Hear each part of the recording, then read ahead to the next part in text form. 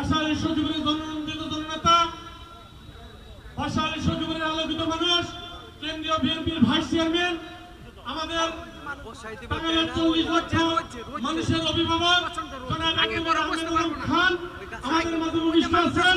বাশার টাঙ্গাইল জেলা বিএনপির নেতৃবৃন্দ আমাদের মাঝে উপবিষ্ট আছেন।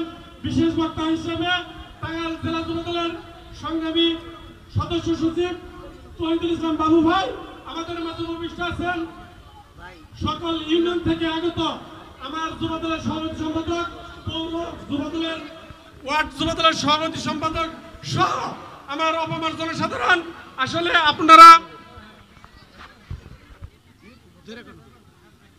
জানেন যে আমাদের 27 তারিখে প্রতিষ্ঠা বার্ষিকী, তার পরবর্তীতে আমরা যে সমাবেশ উপস্থিত হয়েছি, এই সমাবেশের মূল বক্তব্য আমাদের নেতা দিবে।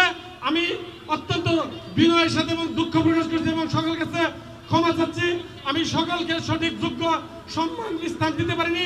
আমি সকল বিএনপি নেতৃবৃন্দকে যোগ্য সম্মান এবং স্থান দিতে পারিনি, তার জন্য আমি দুঃখ প্রকাশ করি, সকল কাছে ক্ষমা চাচ্ছি। এবং এখন আমাদের কাছে সকল নেতৃবৃন্দ কথা বলবেন, সকলকে ধন্যবাদ জানিয়ে শেষ পর্যন্ত থাকার আহ্বান জানিয়ে, এবং এই যুবদলের 47তম প্রতিষ্ঠা বার্ষিকী সফল হয়েছে, সার্থক হয়েছে। এবং এই যুবদলের প্রতিষ্ঠা বার্ষিকীতে আমরা একটি শপথ নিব, আগামী ফেব্রুয়ারি নির্বাচনে আমাদের বাশার সখীপুরের জননেতা, বাশার সখীপুরের বিএনপির একমাত্র কাণ্ডারি, যিনি ওই ম্যাডামের ডাকে একমাত্র নেতা উপস্থিত হয়েছিলেন, সেই নেতাকে ফেব্রুয়ারি নির্বাচনে সকলে ঐক্যবদ্ধ চেষ্টার মাধ্যমে জয়যুক্ত করে ধানের শীষে ভোট দিয়ে ম্যাডাম খালেদা জিয়াকে এই ধানের শীষ ফেরত দেব, এই আশা ব্যক্ত করে আমি আমার সংক্ষিপ্ত বক্তব্য শেষ করছি।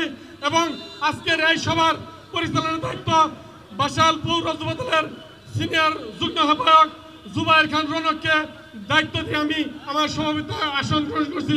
ধন্যবাদ সকলকে। আসসালামু আলাইকুম। যুবদলের নেতারা দায়িত্ব পালন করুন, সাথে সহযোগিতা করবেন আমাদের আরজু। এই চেয়ারগুলো ফিল আপ করাও।